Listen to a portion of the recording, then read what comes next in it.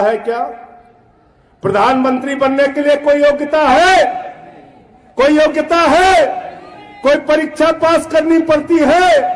विधायक बनने के लिए कोई परीक्षा पास करनी पड़ती है? सांसद बनने के लिए कोई परीक्षा पास करनी पड़ती है? शिक्षा मंत्री, स्वास्थ्य मंत्री, मुख्यमंत्री बनने के लिए कोई परीक्षा पास करनी पड़ती है? जेब कतरा पार्टी है, जेब कतरा पार्टी। आपका जेब काटते हैं शिक्षा महंगी करके, स्वास्थ्य महंगा करके, आपकी जेब काटते हैं कैंसर की दवा महंगी करके, आपकी जेब काटते हैं आटा दाल चावल महंगा करके, आपकी जेब काटते हैं डीजल और पेट्रोल और गैस का सिलेंडर महंगा करके। युवा शक्ति जिंदाबाद, युवा शक्ति जिंदाबाद। साथियों और दोस्तों, कल मैं पीटी के एग्जाम का दृश्य देख रहा था। पता चला 47 लाख बच्चों ने, 47 लाख युवाओं ने फॉर्म भरा पीटी का। 47 लाख युवाओं ने, और उन 47 लाख युवाओं को यह कहा गया कि पीटी की परीक्षा पास करनी पड़ेगी। युवाओं ने कहा क्यों पास करनी पड़ेगी? बोले तुम्हें अपनी योग्यता साबित करनी है। तुम लेखपाल बनने के काबिल हो कि नहीं हो, तुम क्लर्क बनने के काबिल हो कि नहीं हो, तुम अधीनस्थ चयन सेवा आयोग की भर्ती में सेलेक्ट होने के काबिल हो कि नहीं हो, पहले इसकी परीक्षा दो, तब लेखपाल की परीक्षा देना। पता है आपको? यह है पीटी की परीक्षा। पीटी की परीक्षा से कोई नौकरी नहीं मिलेगी आपको। पीटी की परीक्षा से इस उत्तर प्रदेश के नौजवानों को अपनी योग्यता साबित करनी है कि वो लेखपाल बनने के काबिल है। बारे बाबा योगी जी, उत्तर प्रदेश के अंदर अंगूठा टेक व्यक्ति उत्तर प्रदेश का मुख्यमंत्री बन सकता है, उसके लिए कोई योग्यता नहीं। बाबा जी पढ़े लिखे, मैं उनकी पढ़ाई लिखाई पर सवाल नहीं उठा रहा, लेकिन अगर आप पूछे यूपी के मुख्यमंत्री की योग्यता क्या है, सरकार कहती है अंगूठा टेको तब भी बन सकता है। पूछे शिक्षा मंत्री बनने की योग्यता क्या है, सरकार कहती है अंगूठा टेक है फिर भी शिक्षा मंत्री बन सकता है। स्वास्थ्य मंत्री बनने की योग्यता क्या है, अंगूठा टेक है तब भी मुख्यमंत्री स्वास्थ्य मंत्री बन सकता है। अरे उच्च शिक्षा का, विश्वविद्यालय का मंत्री बनने की योग्यता क्या है, अंगूठा टेक है फिर भी बन सकता है। सांसद बनने की योग्यता क्या है, डॉक्टर महेश शर्मा जी ने कहा अंगूठा टेक है फिर भी बन सकता है। अरे विधायक बनने की योग्यता क्या है, बोले अंगूठा टेक है फिर भी बन सकता है। अच्छा सब कुछ छोड़ो, प्रधानमंत्री बनने की योग्यता क्या, बोले अंगूठा टेक है फिर भी बन सकता है। मैं नौजवान साथियों आपसे पूछना चाहता हूं, कोई योग्यता है क्या? प्रधानमंत्री बनने के लिए कोई योग्यता है? कोई योग्यता है? कोई परीक्षा पास करनी पड़ती है? विधायक बनने के लिए कोई परीक्षा पास करनी पड़ती है? सांसद बनने के लिए कोई परीक्षा पास करनी पड़ती है? शिक्षा मंत्री, स्वास्थ्य मंत्री, मुख्यमंत्री बनने के लिए कोई परीक्षा पास करनी पड़ती है?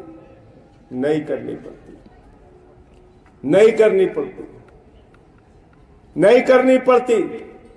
लेकिन एमए करके, पीएचडी करके, बीए पास करके, बीकॉम करके, इंजीनियरिंग करके भी अगर आपको लेखपाल बनना है तो सरकार पूछती है तुम्हारे अंदर योग्यता है कि नहीं, पहले पीटी का एग्जाम दो।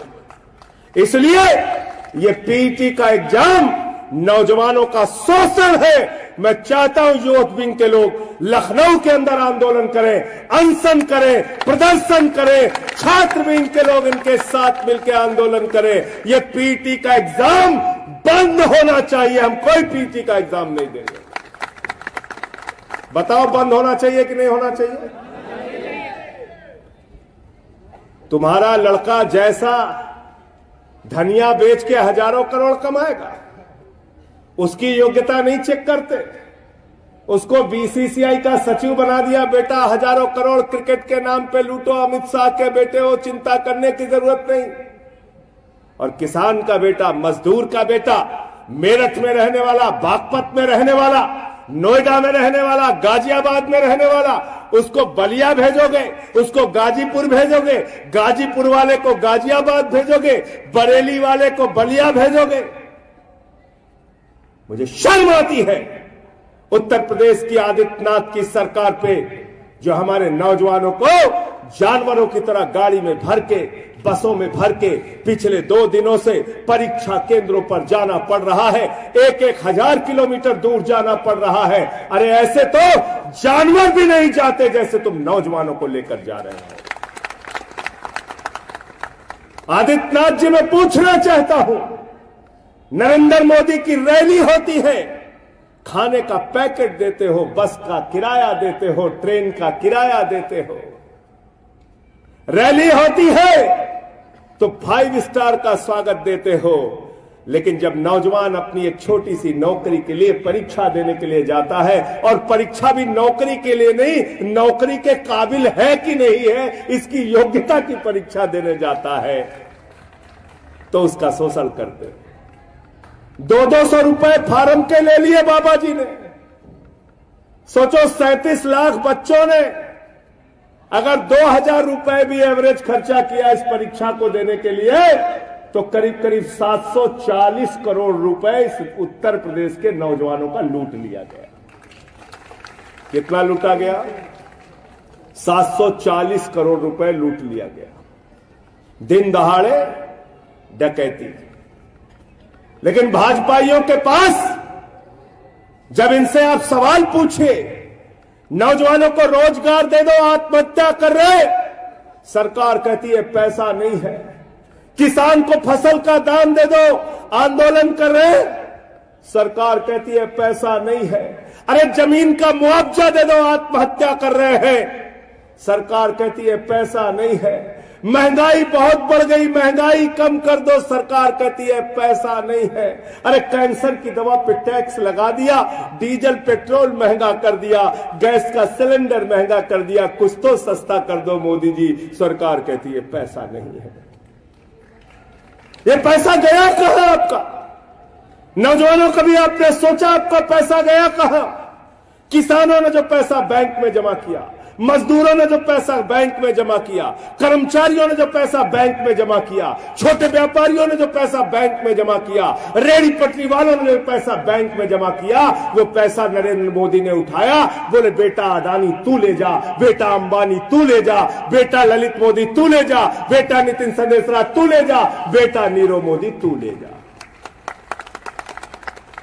कितना लूटा है चंद पूंजीपतियों ने? कितना लूटा है?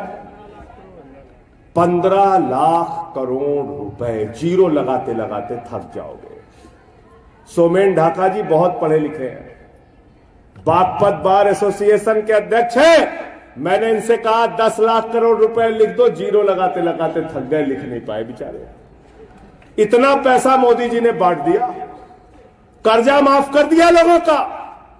आपका पैसा बैंकों से उठाया, पूंजीपतियों को दिया, जब वो पैसा चुका नहीं पाए बोले चिंता मत कर, माफ कर दिया।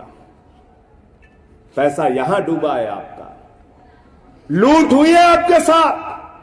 ये जेब कतरा पार्टी है, जेब कतरा पार्टी। आपका जेब काटते हैं शिक्षा महंगी करके, स्वास्थ्य महंगा करके, आपकी जेब काटते हैं कैंसर की दवा महंगी करके, आपकी जेब काटते हैं आटा दाल चावल महंगा करके, आपकी जेब काटते हैं डीजल और पेट्रोल और गैस का सिलेंडर महंगा करके।